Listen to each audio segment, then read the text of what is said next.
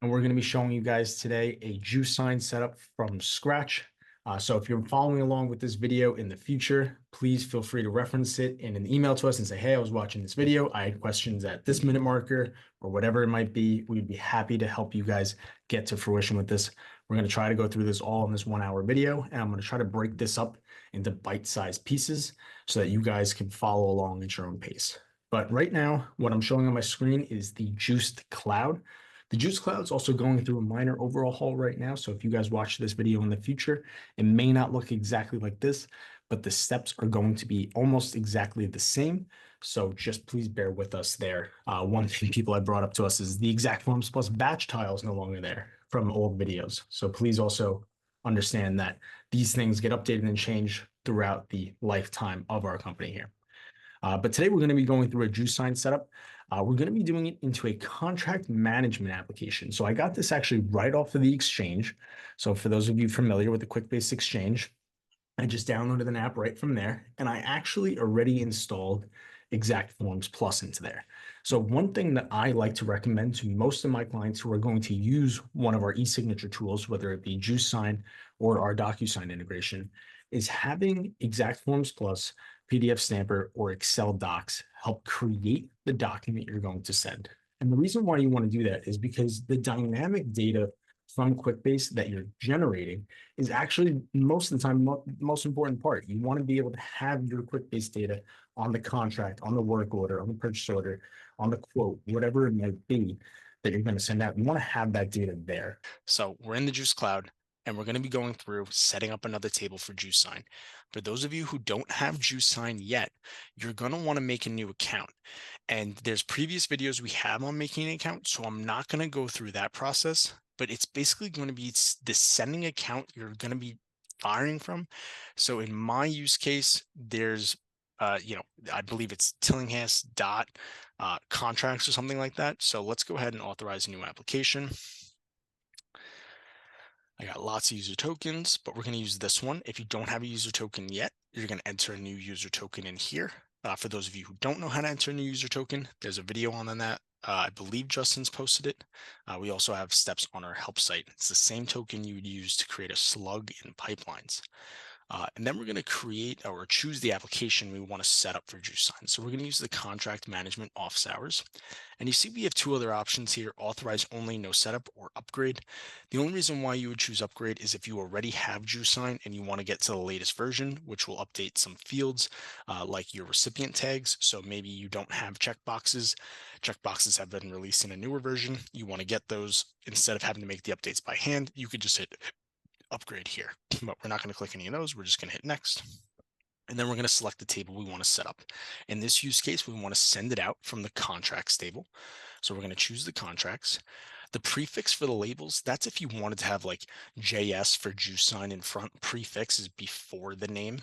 Or maybe you wanted to have something else. Maybe you have JuicedSign installed in the table twice, so you don't want to have the same names for the fields, or you don't want to have Quickbase append a 1 to it or a 2 to it.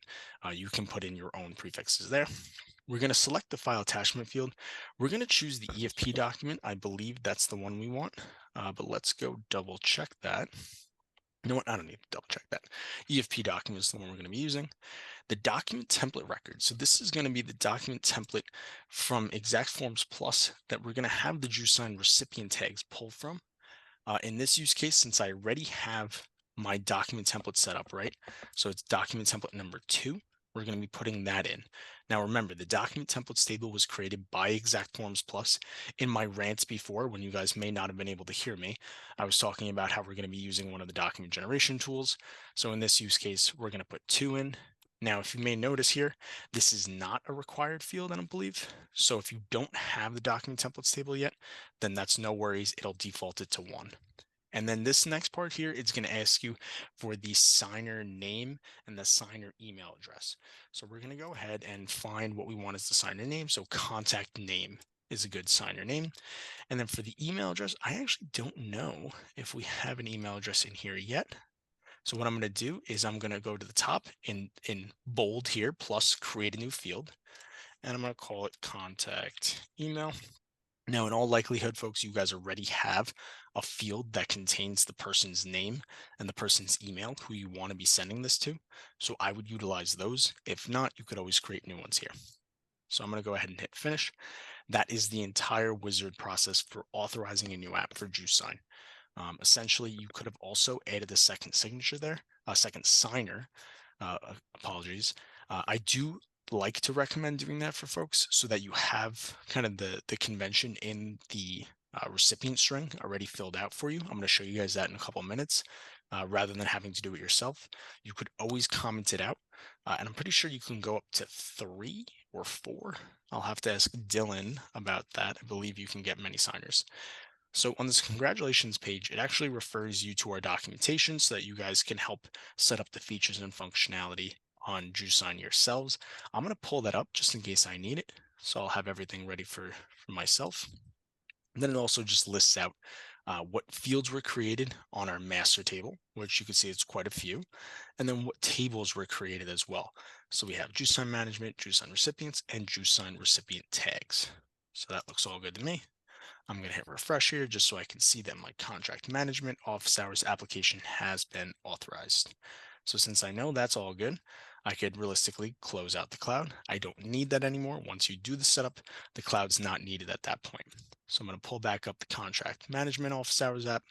I'm going to hit refresh, and you'll notice there on the side, you'll have your 3 new tables, management, recipients, and recipient tags, all with JuicedSign in front of it.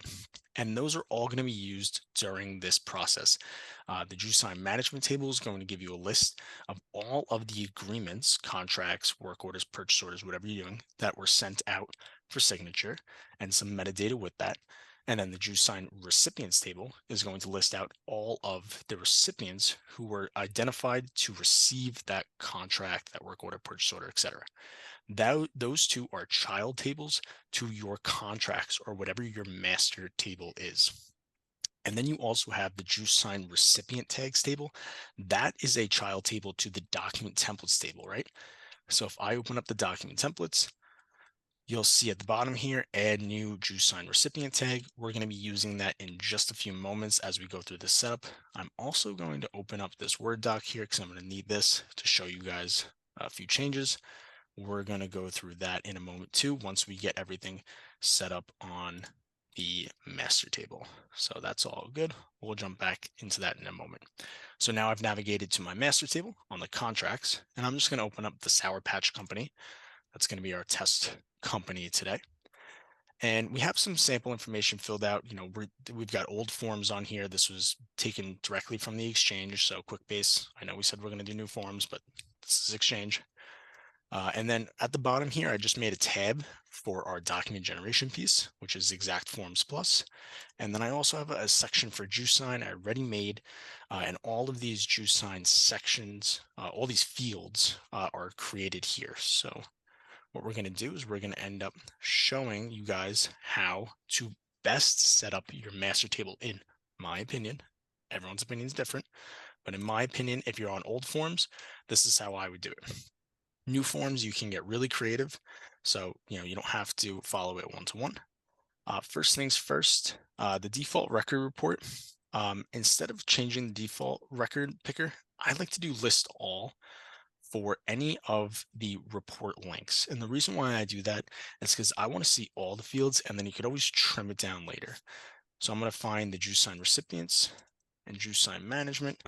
I believe if I go up like this, we can get it all the way up there. And then for the JuicedSign management, I'm also going to change that to list all, right? So I'm just going to go ahead and make these two right at the top, right? And I'm going to make their own section, I believe, actually, because you know what? Instead of having these get all messed up in there, I'm going to make their own section. I'm going to say JuicedSign recipient, right? Just so that those are by themselves separate, and I'll move this down. Those two are your report links. They're going to have a lot more information in them, so we want to keep those separate. And now we're going to look at what we have here. We have the contact email. I made that field as part of this, so that's why it's all the way down here. So I'll move that back up. That's really got to go all the way to the top realistically. We'll put that there. Now, if I go through this, we're going to have the most important field, of course, send to JuicedSign. This is like your generate document button. The send to JuicedSign button is going to be how you're going to kick off JuicedSign if you want to do it via a button click. So send to JuicedSign should be right at the top. And then we also have a preview option. Now, I'm going to show you guys that in a moment. But unlike our DocuSign integration, you're able to view what the recipient's going to see on their end using a preview agreement button.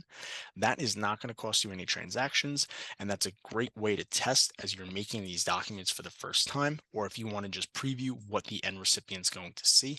I certainly recommend doing that, especially for the first few times that you send these out, so that you don't have to be concerned at what the recipient might be signing, where they're going to be signing, if the tags are identified correctly, if they're all there, etc. And then, of course, we have a refresh button as well. That's just going to refresh the page for you so you can see all of these updates happening in real time.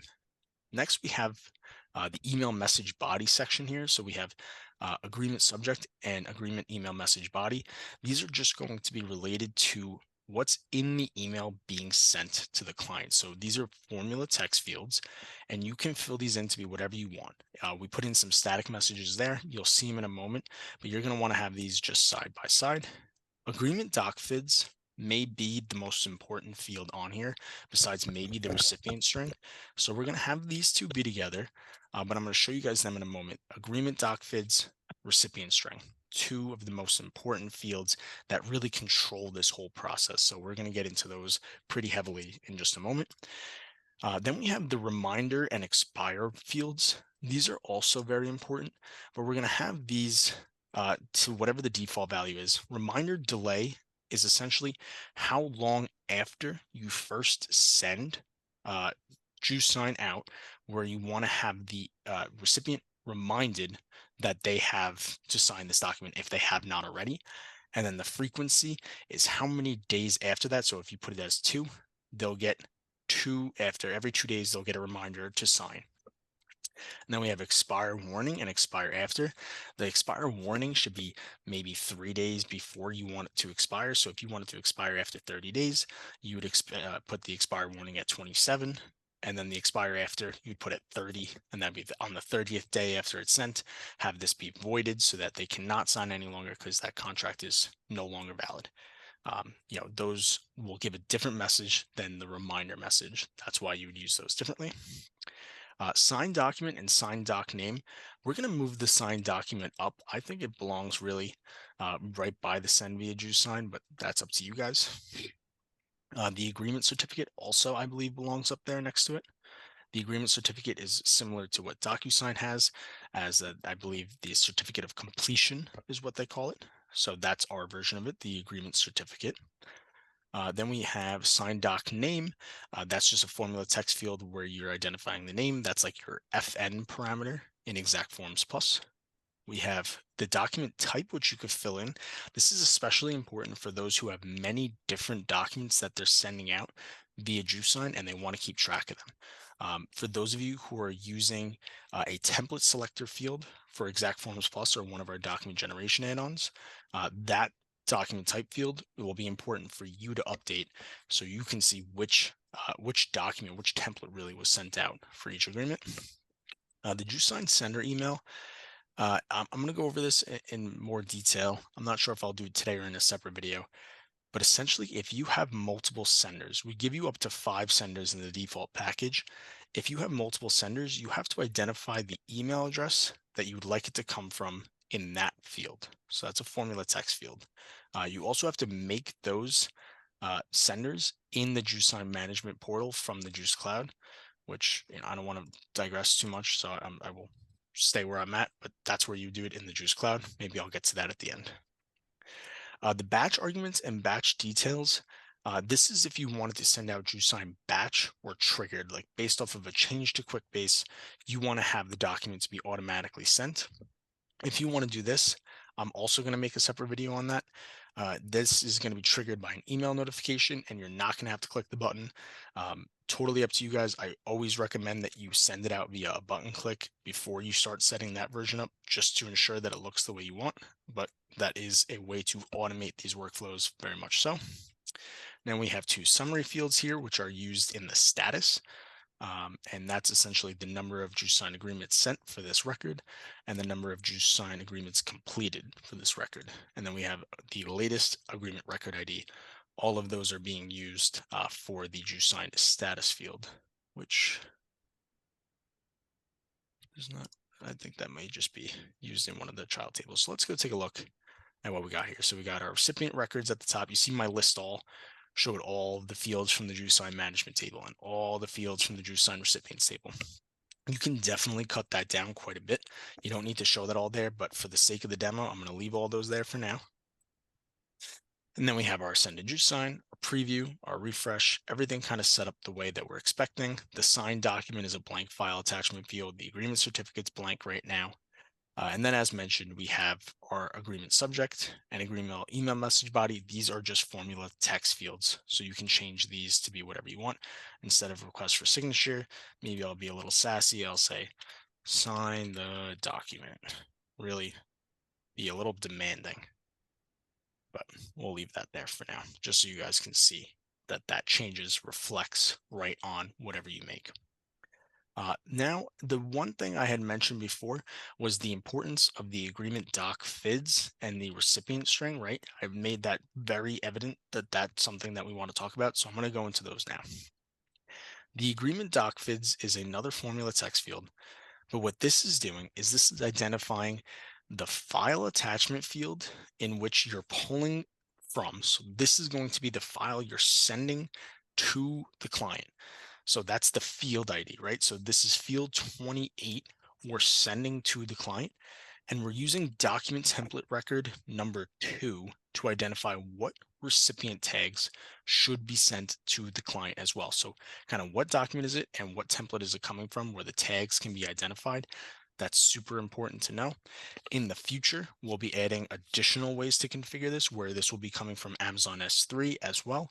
So you'll be able to add another break where it'll say what is the bucket you're pulling from and what do you want to, what is the key that you're pulling from as well. That is coming out very soon. So there's going to be additional configuration for this field. It's not going to be just this very soon. So as I said, field 28 and record 2. So what you'll be able to notice is if you go back to the document generation piece, field 28 is what we're sending. And then we're using document template number 2. Also tangent, for those of you who are here right now, reports and settings have a new look here. You don't have your settings gear anymore. I miss it. That's okay. Settings is probably a little bit more clear than a settings gear, but it is new. So everyone just, we're all learning on the same time. All right, I digress back. So now we have our recipient string. Super important to know. So I'm going to edit the field properties of this and just kind of go through what you're going to do. I see here we actually have help site material on this. Very interesting. Let's see if I were to paste this in, does it go? Nice, right to the page we're looking for. All right, so this lays out exactly what the agreement recipient string is and what each one of those fields are. So I'm not going to go super in depth into it, but I am going to show you how to add a second recipient, which I'm then likely going to comment out. But essentially what's happening here is we have the recipient ID, which is important for the JuicedSign recipient tags. I'm going to repeat that just so everyone gets it. The recipient ID in the JuicedSign recipient tags, which we're going to be going over in a minute, is what is associated to this recipient, right? Because it's recipient 1, and whatever tags have recipient ID 1 will be associated and sent for that person. Then you have the recipient name, which we're just using contact name as the field, the recipient email, and you can see these are all delimited by a colon. And then we have the recipient email, which we just made that contact email field. I'll fill that in a second. Then we have the signing order. So we want them to be the first person to sign. If that was 2, they would be the second person to sign, 3, third person, etc. You guys get it. The action, what are they? They're a signer. I believe the only other action we support at this moment is receive a copy, spelled out just like that with a space in between. Access code, that's just a little letting the cat out of the bag. We will have access codes in our next release. So shout out Rohit. I know you're on here. Access codes are going to allow you to give a secondary check to allow people to sign a document. So if you don't want them to just be able to click and sign, they actually have to upload an access code. That's going to be enabled for the next release. So we're excited about that. That's going to go right here. And then we have captive recipient.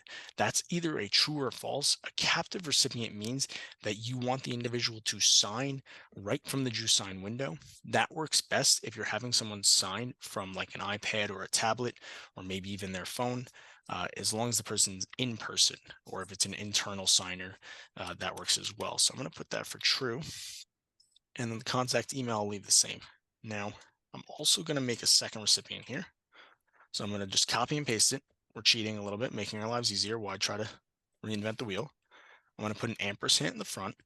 And the way I'm going to separate these is a bar. So a shift and that straight line. I know that's not very commonly used, but that's what we're going to do here. That straight bar is going to separate these two.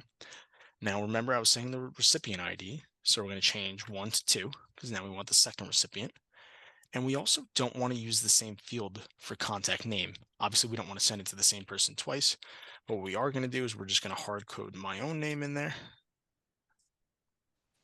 Genius you are, let's say. And you had to do Yeah. 2 for the signer and the recipient string. Yes, you are right about that as well.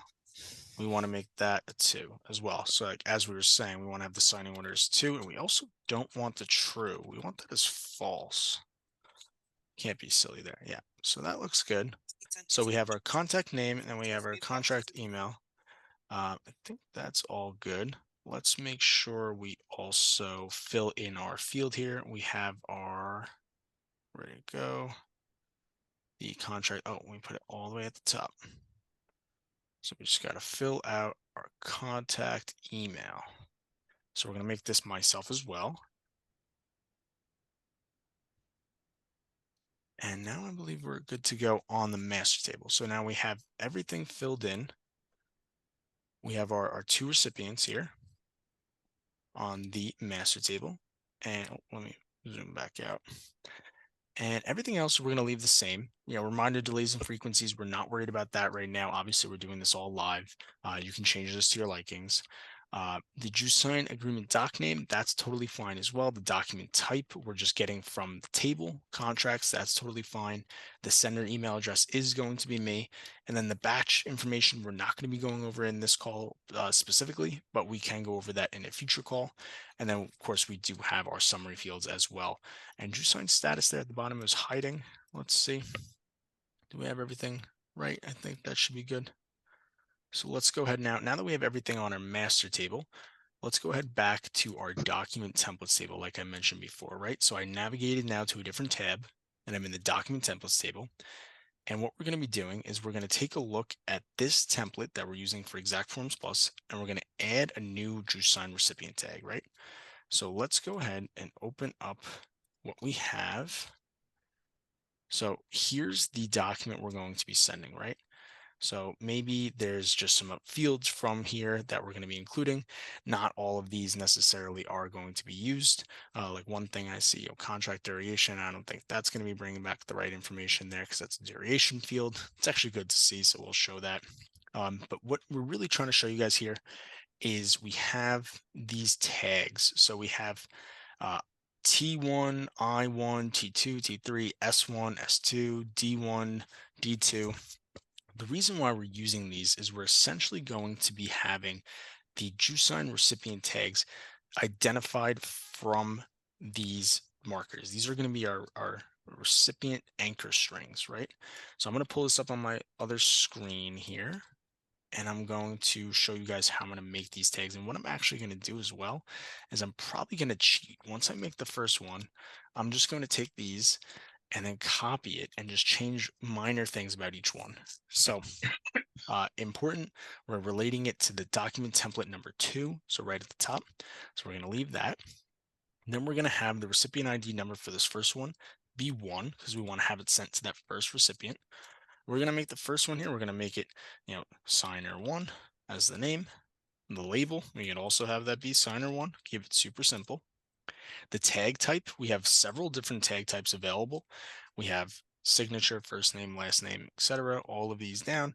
Like I mentioned, there may be some of these that you don't have. If you're not on the latest version of JuicedSign or you didn't do an upgrade, make sure you check and do an upgrade so you can see something like checkbox or approve or decline. But right now we're just going to be using a simple signature. We're not going to be updating Quickbase, but the QB update FID actually allows the captured value to be updated back into Quickbase. We're going to use that for those text fields in just a moment. For our tags, we're going to have S1 on this one, right? So our anchor string, just to kind of make it clear, our anchor string for this tag is S1. So we're going to be looking for S1 on the document. And then we have our X offset and our Y offset. So that's important now too. I'm going to bring this back up for a second. You may notice that S1 is just a little bit to the left of your lines, right? So you don't want to sign right on S1. You want them to sign on the line. So you want to have that be a little bit to the right. And the other thing you want to do is definitely leave yourself a bunch of spaces there because I don't know what the heck is going on here. Right. So you want to leave yourself a bunch of room because in all likelihood, you want to have a little bit of room to actually put the signatures on there. So we're going to have S1 go to the right. So we're going to do an offset. We're going to move that to the right. Let's call it 20 pixels. And we're going to move it up, which is actually inverted. So we're going to do -5, just 5 pixels up. Typically, it would be, if you imagine like your XY axis back in algebra class back in the day, that's essentially the best way to think about this. You have your X as your horizontal plane, and you have Y as your vertical plane. The height and width is actually important for the size of the box that you're going to be signing in. My name is particularly long, so let's see what the default is. I thought we had a default, but if we don't, I know that my name is really long, so we'll probably have to change that to give myself more room. It's probably good to show that first before we do it. About halfway. We have the font size and font family. I'm not going to change any of that right now. I don't necessarily recommend you do. These are set to be the best possible for you. But if you have a preference, you of course can change those here. Form field ID, page number, XY position. If you are doing page numbers, you can do that here. I always use anchor strings. I think that's the easiest way to do it. But if you have a preference to be doing it with page numbers and then X position and Y position, we do support that as well. So if you don't have a specific anchor string that you want to use, you can do it that way. If you have more questions on that, please let us know. Our validation pattern and validation method. We're not going to be doing any of that for these tags, as well as conditional tag labels or values. The QB default FID, we're not going to be using either, but that is a great one if you wanted to have fields from Quickbase update these. Certainly not used for a signature tag, but can be used for a text tag. But that's really everything. It's all mostly right at the top here. You can see that changes were made in blue. I think that's also a new update. I think it used to be yellow. But we like that so we can see what's been updated, and we're gonna hit save.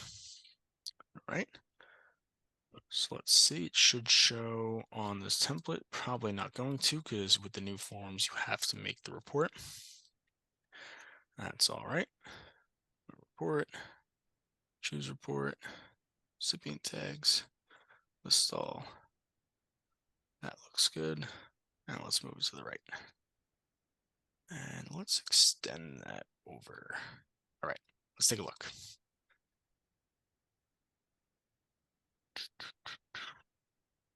All right, so these are all of the recipient tags associated to it. I forgot that it adds, with the setup, it adds a bunch of tags for you. I always delete these. So note to wizards, and for those of you out there, if you're getting an error message that tags are not found, that's because there's these 3 additional tags in there. PO number, JS1 and JS1, those go along with the sample template if you don't choose your own. You do have to delete those or associate them to a different template, or this won't work.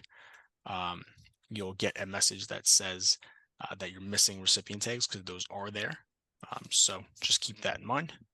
But one thing I'm going to do right now is I'm actually going to take this record again. Oh, brother. Who's a fan of this pop-up? Let me know who asked for that. Anyway, That should be configurable. We're just talking out loud now, though. I'm going to go back into here because this is the better way to get to it at this point. And what we're going to do is we're actually going to copy or duplicate this JuicedSign recipient tag to make our lives easier.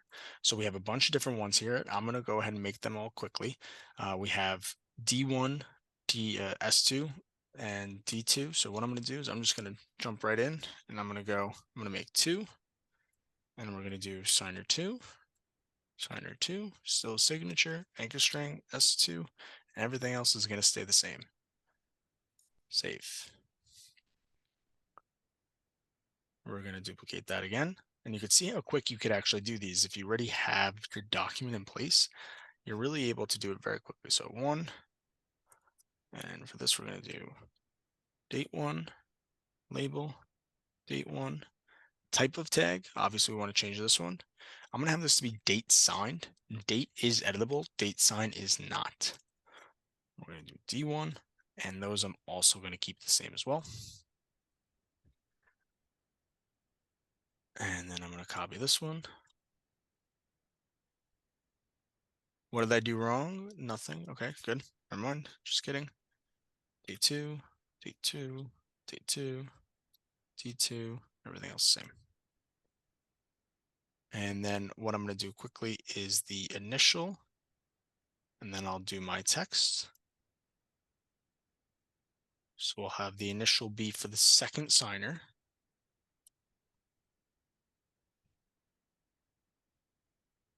Initial 1, really, but we'll put it with 2 just to help it out so we can find it easier in the future. 2, and that's going to be I1 actually, so maybe, oh brother, I1. And for this, I'm going to put this at 0, 0 because we actually want it right where the initial is. So we'll show you guys what 0, 0 does. It's going to put it right on I1. And then we have 3 more. So bear with me. We still got some time here. And we're going to have the second signer also do all these text ones. So we'll have 2, and we'll do text 1. Text 1. And then this tag is going to be a text type. So type of tag here, text type. Remember, there are a bunch of different ones. So if you guys wanted them to do something different, maybe we'll check out a checkbox in a moment, just for the sake of doing this. The QB update fid would be a cool one to show. Let's see, are any of these fields just text fields? Contact name. Okay, let's change contact name.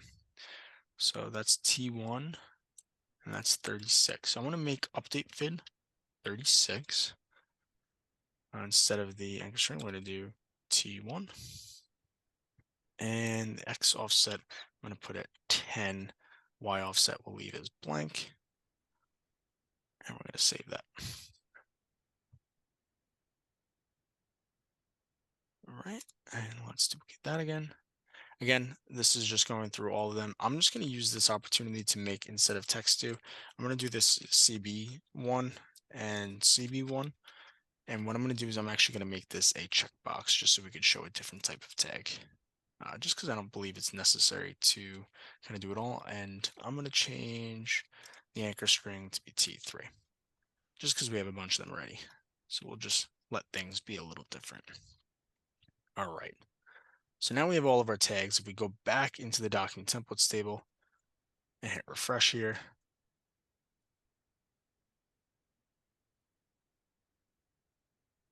you'll see that those are going to come up there on the right. And you have all your tags. I know it's a little hard to see, but you could always reconfigure this. This is also this report link, kind of similar to what we want to do on our master table when the time comes. We do want to be able to change these report links and show only the columns that really make sense. I may have time to show that at the end of this video, but we are rushing around a little bit. But you can kind of just see what you have in there already, all those tags that we're going to be utilizing. And they're all associated to this template. I'm just going to go ahead and change the template. They also did take away the choose template button when you already have one. So you do have to either delete it or drag and drop to update it in. I'm just going to go to documents, and I believe this is called EFP sample template 1. and we'll pop that in there. Something I'm also going to show you guys, we don't have a subtable here. I didn't have a chance to make a subtable, but see this strrid1? For those of you who don't know, in Exact Forms Plus, that stands for subtable record ID equals 1. We don't have one here, so we're going to get a message that says that subtable is not found. What you could actually do in this message details not found field, if you don't have subtable records, you could say no items found or whatever message you want, and it will update that on the document as well. So that's kind of a neat little way to do that. I just popped that in there just so we could see that because you are going to get an error. So let's go ahead and generate that document and see what it looks like. Now this is Exact Forms Plus. So I guess it didn't like updating that. Like I mentioned before, this duration field is not going to come up correct because we have it in duration. So the duration fields with the API comes back as just numeric. So you would have to use a different type of field for that, or make a 2 days field, I believe, in a formula numeric. Let's pull that back up. So we'll just still use this for now. I think it looks fine because we really want to use this just for the JuicedSign portion of this. One thing I didn't mention is you may notice that these tags or recipient anchor strings are still there. What I almost always recommend to my clients is to white them out. If you use white, that will actually just go away and you won't be able to see it on the document. You would be able to see it if you search it, but you can't see it as an end recipient.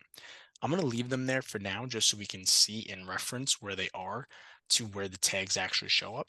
But in the future, once this is ready to be a live document, of course, you're going to want to white all of those out. So we'll just close this out. Should be ready to go, but let's go ahead and see.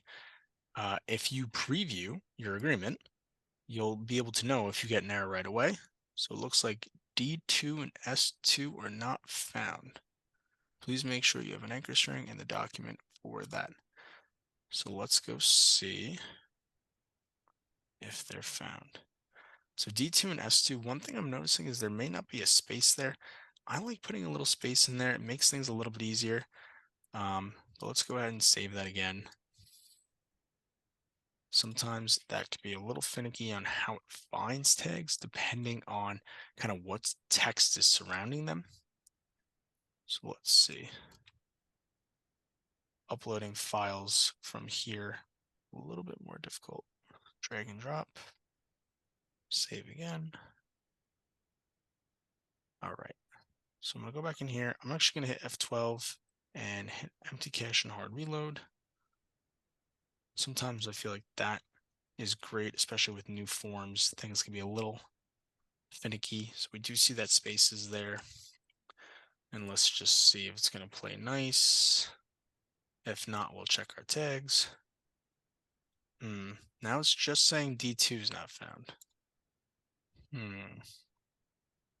Let's check that out again. How about we do this? We could be oh so slick, and for the portion of this demo, if we associate D2 to the other template and try that again, let's see if D2 is still not found. Preview. One or more of the checkbox tags where the font size is greater than the height of the checkbox. I'm going to shout you out, Rohit. I'm not sure why we'd have, if a checkbox height tag, let's see. I wonder if we need a height and width. Matt, you're in the wrong spot for that. Oh, yeah, you know about it, Don? Yes, it's the font height right there, font size down there. That has to be smaller than the font size in the Word document of the tag. And don't ask me how long it took me to figure that out. Shout out Don for using the product. That is Rohit and potentially team. Take note of that, because if that's something that's going to be an issue for folks, we want to make sure we resolve that. And as Don mentioned, he's nailed it on the head. So shout out Don for being here and helping me out. All right, let's check this out. So you see we have our tags. Those actually look pretty good for first try. We have our click to sign and our date. That's just going to be based off of, again, where we have those tags. This is preview mode. So I'm going to go back to the top. I'm going to change this to recipient 2. And we see our preview tags here as well, where we're going to have them sign and initial. We can see that those are there and we're happy with them. So I think we're going to go ahead and send this out via JuicedSign. So I'm going to go ahead and click the big orange button. And we're going to have the first one be sent to me. As you can see, it's Justin's name, but we're going to change that. And we also have it as email Matt, the order is 1, the action signer, and captive recipient is checked. So we're going to hit send to JuicedSign, and it's going to pop up right on the screen here. I'm going to agree to the terms and conditions. And there are more options here: download PDF, print and sign, decline to sign, finish later. These are all part of the legally binding signing process, as well as the terms and conditions. So once we want to go forward, we check the checkbox, hit continue. Now what you could do is you could just hit start or just scroll down and you'll find the ability to sign. So the first signer is Justin. Maybe I don't want to sign as Justin because that's not me. So I'll just scribble my name on there. And then we have that time that it was captured at. So that's great. Congratulations, you're all set. Awesome. Now I do need to pull up my email. Don't mind me doing that on the other side because it's being sent to me. But here's a good opportunity to refresh this page and go back and look at the JuicedSign settings. And now what you'll see, and this is really the power of JuicedSign, is you can see the JuicedSign management and the JuicedSign recipients are being filled out here. So you can see that the first signer is completed, that it was delivered at this time, opened at this time, and signed at this time, which is great. Now the second recipient, me, I've received it at this time, and I have yet to open it, and have yet to sign it. So those are blank. Now you could also see at the top that we have the status is delivered. You can see that actually perfect timing. You can see that you have the individual message subject line, sign the document. You have our email message body here, which you can change yourself. We have the document to be signed, who the sender is, the expiration date, all listed out there. So now I can say Matthew Tillinghast sent you a document to review, and I could hit click to review. Where or not.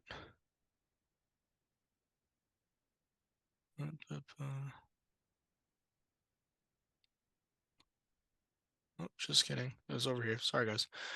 So when I hit click to review and continue, you can see that I have my drawn signature right there. And I also have my initial, which I didn't change to an initial field. That's on me. Good to find that. I should have found that in the preview mode. But there it is there. And then we have our click to sign. So I can choose my name there. And then I could put in my customer name. I want to have this updated to myself. So I'm going to put Matthew T. And then that checkbox, I'm going to check. Looks awfully freaking small, but we'll have to take a look at that in a second. But yeah, that's the second signer. I'm going to hit finish. Congratulations. And I'm going to close that out. Now, if I go back to the record again, I didn't hit refresh yet, but you'll see when I hit refresh in a moment.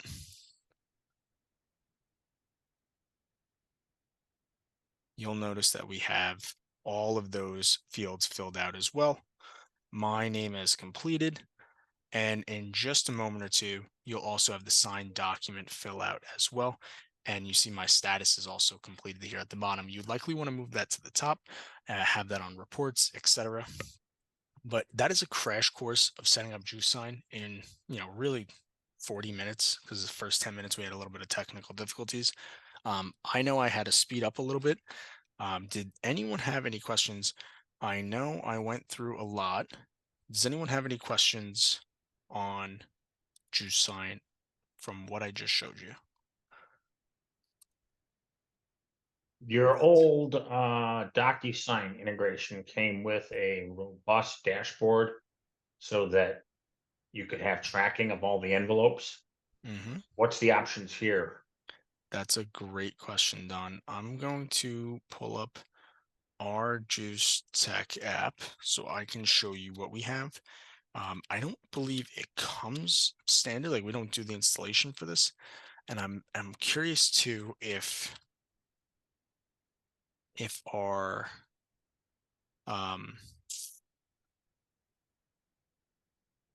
if we have our dashboard up to date, but let's see if I go. So right now I'm in our demo, right? Our JuicedSign demo app. We have our JuicedSign management dashboard here. So this is kind of that version of what you're talking about, Don. So great question. So these reports we would technically make for you if you were interested. It's the agreement status, out for signature, and completed agreements. And these are all using the fields from all the JuicedSign fields that we created, right? So that would be my recommendation. I can send you these reports. And you could also find them yourself if you hit app home on the JuicedSign demo. You can find that JuicedSign dashboard here. So that would be my answer to that. Colin, I see in your chat, no camera mic, but did you say it's necessary to create a whole new account if we already have EFP and PDF stamper? Sorry, Colin, no, you definitely don't need a whole new account. You would just do it through the cloud. So if you were to go into the Juice Cloud and sign in as you normally would, and I have to navigate to my client just because I have some clients associated to me, you would see another tile here for JuicedSign.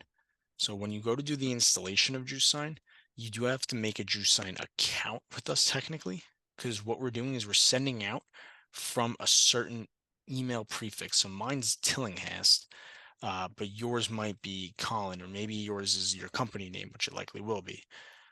That would be identified here. You also can have your own brand image and your own landing page URL. You identify those here, as well as users, as I mentioned. So you don't need a new Juiced account. It would just be a JuicedSign account, because when they're JuicedSign account, because when it's coming via an email, it's going to show up a little bit differently, right? So this is Matthew telling us via JuicedSign, tillinghast.matthew@juicedsign.net.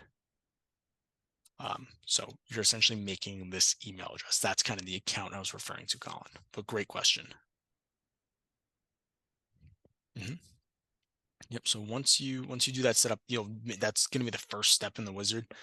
So you'll do that right away. I just didn't show that because I already have an account, and previous videos have that listed out, so I can always refer you to those. But if you have any questions on that, please feel free to reach out to myself or support. We're happy to help. Let me hit refresh on this just so we can see that document's there. Here's our completed document, by the way, folks. Just because we want to kind of close that loop. Here's my name, here's that signature, Matthew T at the top there, checkbox here. Not supposed to be a date, supposed to be an initial. That's on me.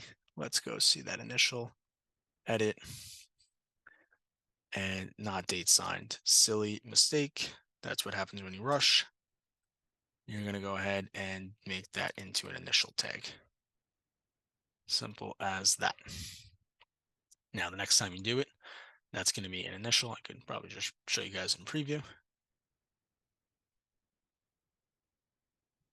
Oh, and I forgot, of course, one of the cool parts that I changed. That's now an initial there.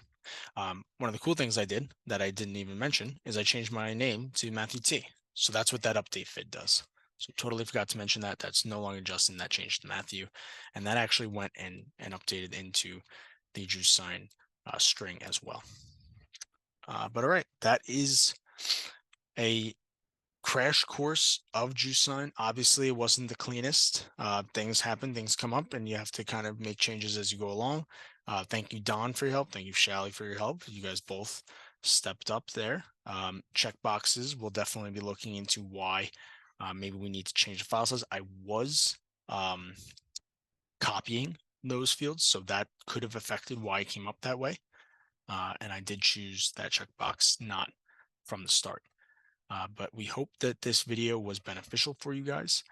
Again, in the future, if you're watching this video and you're interested in learning more about JuicedSign, or there was a question that comes up when you're watching this in the future that you don't understand, please feel free to reach out to myself or support@juicetech.com, and we're happy to answer your questions. Please refer to this video so we know where you're coming from.